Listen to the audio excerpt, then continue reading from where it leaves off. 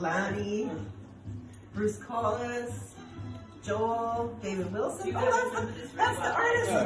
That's the artist who's making your thing. He signed it right there. Oh, it's Rafi. It's Rafi's. Yeah. Oh, and you can tell that it's his art, it's his signature. Oh my god. Rafi, you're getting a drum from him for Christmas. What? Jesse Page, Paulette. Who's this? It's just a little butterfly. It's like a walking hand. Oh, Foxy. Aw, Mom, look, he's following it. He really is. He loves his grandmommy. Baby, I've been blown away by the way I know, you know how much work that must have been. Chris, Eve, Sharon. But what have they made it? Like, was this an original, like, how they... Actually, I hello, greetings, everybody. Devaki, checking in from London, UK. It is a very rainy day out there. You can see it's our garden. It's rainy and wet and cold, but it's warm in here. And I just want to say that I finally have a chance to make this video. I received a very, very special gift on the 20th of November. I sat around the table with my husband and my sons and my grandson, and this beautiful gift I got to unwrap. I had absolutely no idea. Right now my cat is having a hell of a time playing with it. He thinks it belongs to him. This is, everybody meet Lucifer. Lucifer the insane cat. He has claimed the Komasket banner. This is, for those of you who know, you'll know, this is a banner that hung at our festival, our community festival in 2011, the last year. And we had it specially made to thank all the wonderful sponsors and people that helped our festival keep going. And anyway, the surprise was, as you can see, all these beautiful people signed this banner. And it was all thanks to my dear sister and friend, Miss Jessie Brown, who was part of the festival from the second year, I believe, or maybe even from the first. And she ran all of our teepees and did lots of other things. But yes, so this is what she gave me, and she went all around the whole of BC and Alberta and collected all these beautiful signatures. Shorty Fred, I love you, and thank you so much to your beautiful daughter for this beautiful necklace that I cherish and will wear for my very special gigs. It carries the energy of the Okanagan, and my heart's still there on Thomas as well. We were a community event, started in 2002 by myself and my husband Thomas. Those of you who know the history know the story. Molly Bono, who is a friend and a fan of our music, invited our band Samsara, which was me and Thomas and Jacob, and I can't remember what drummer was with us at the time. It was either Ray Garraway or so many different drummers that were with us. But invited us to come and play music on the land and maybe start a gathering, which had been a wish and a hope for Molly for many years, to use the arbor as some kind of to bring the community to that beautiful space, because it was meant to host powwows and gatherings, and she really wanted to encourage that.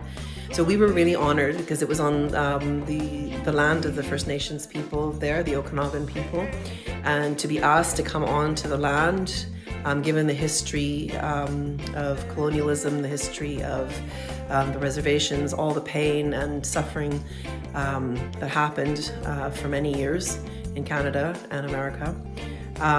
We felt very honored, and we felt it was kind of an acknowledgement that our music was universal, and that we were speaking from our heart to others' hearts. And I believe that's what Molly felt in our music, and that's why she asked us to come there. She signed this banner. Where is she? There she is.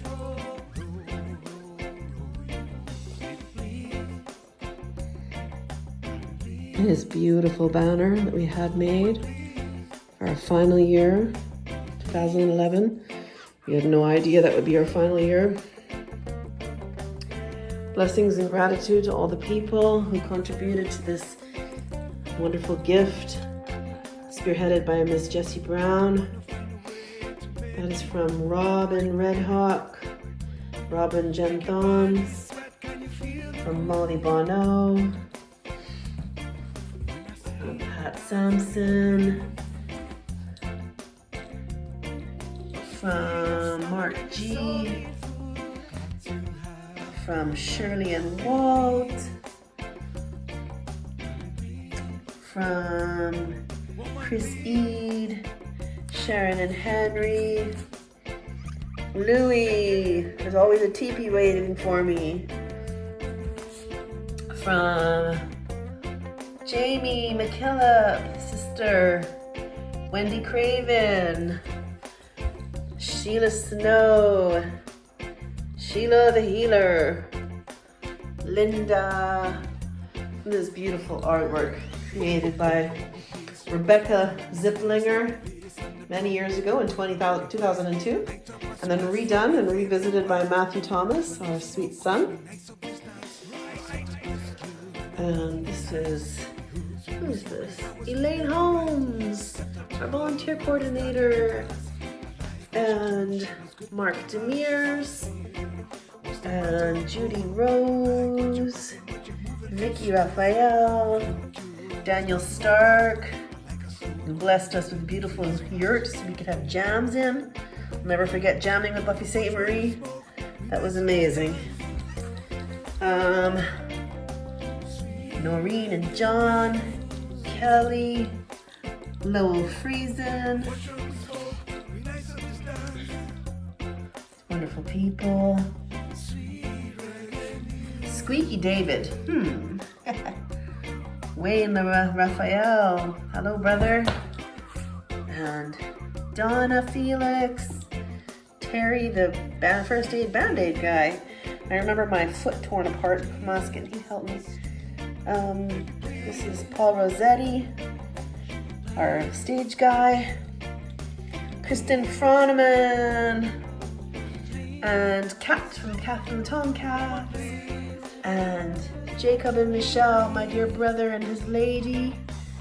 Sarah Lacroix. Brian Martin. Skylar.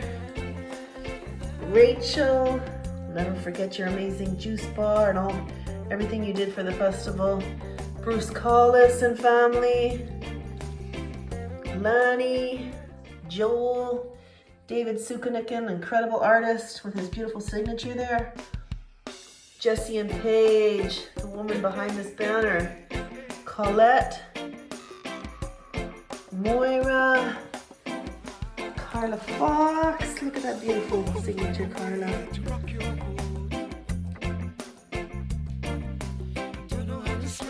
Kathy Sim. Chris Eade. Henry and Sharon. Celia O'Clair, Angela Roy, Kendra Sampson, Natalie Rose, Betty from Sun FM, Dawn and Irene Fox, Kenny, Kayak Rob, oh my god, those were fun times, eh, Kayak Rob, Teresa Brown, Shorty Fred, bless you, sweet lady, Jason Sterling, Tanya Lipscomb, the beautiful green heart, and Kiki the Eco Elf as well. Oh, so much love, guys. So much love. Yay. And she asked us to come and share our music, and then it just kind of rippled out. We sat down in Molly's office at Alexis Park School, and we talked about an idea of starting a festival. Thomas actually thought about the idea. When we came home that night from seeing Molly in the arbor, with our son Matthew, and he paced and paced and paced till the wee hours, just thinking of ideas of how we could make this a gathering, a festival. We had been touring on the road with Samsara for quite a few years at that point, and had kind of gathered a community of people, of musicians and followers and music lovers around us, and we thought we would bring them to this. It was a perfect way to invite people to come and share music and community on this land. And then when we met in Molly's office, members of the community that were there, Hugh Carter, Vixen, there were so many people that were part of that first meeting, and we all went, yeah, let's do this. And we said, okay, let's do it in 6 weeks, because that's the type of crazy people we were. We had 4 kids at the time, and they were all really little. We're like, can we do a festival in 6 weeks? And I'm like, yes, we can do a festival in 6 weeks. So we had the first one, and it was quite small. It was mainly Samsara people that used to come to our shows, but we didn't really know. We just kind of advertised. We didn't have any money. We just said, okay, let's make this happen. We worked really hard at advertising and spreading the word around. Of course, it helped that Samsara had this name and this following to help bring it together. But, anyway, and everyone just it was kind of like a really magical and really exciting time. And people came, and we had a fantastic first year. That was 2002. There was a beautiful salmon barbecue that was run by the local community. And I just felt like we were let into this world, and we felt very privileged to be allowed to be on that land, and for all the openness and the sharing of the culture, the First Nations culture. Felt kind of like, all I remember feeling was kind of an awe and a gratitude, because there's been so much pain, and to have such an openness to share through that pain shows an incredible amount of resilience and humanity. Anyway, this was a journey of my husband and myself and all the people that came around to help. And we raised our family at Komasket Park.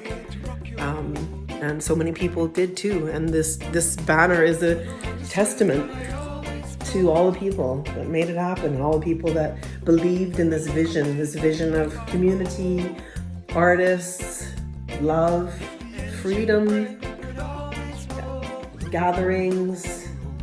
And it wasn't without its challenges. There was challenges every year. Sometimes it felt like a miracle that we were there every year. I think that the reason why we lasted for 10 years is because we really kept that intention of music being the number one. And always wanting to bring music to that land that spoke that language that we originally started the festival with through Samsara, that language of, music and heart and family. We all speak that same language. We all connect through the heart. We all connect, and I think that's why it was able to keep going, because it was kind of a historic event for people from all different communities all around BC and beyond. There's people coming from as far away as down in the States, and of course the artists that we were bringing were coming from every part of the world. But and after a while, people were coming from all over the world to the festival. But for the land to hold that many people when there was so much pain and strife in the history, it was quite a miraculous thing. And I wish Thomas was here to speak with me right now, because this was something we did 100% together. There wouldn't have been a Komasket without him, and it wouldn't have continued without him. He saved things many times with his protection and his vision and his global attitude, because he was raised in Trinidad and Tobago, but his father and mother were culturally mixed races.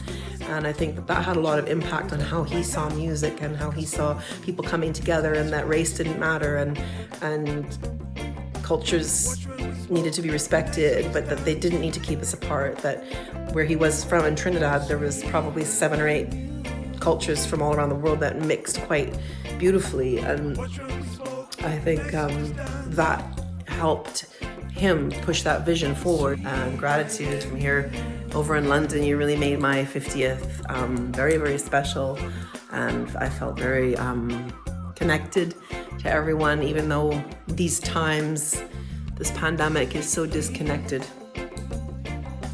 This banner helped me. It helped my family to remember who we are. Over here in London, you know, we're this big giant city of 12 million people, and we live in a little corner of it, of course, in South Norwood. But coming from the warm, small community of the Okanagan, Vernon, the Okanagan, to here with our family, you can imagine has been quite a shake-up, a completely different experience.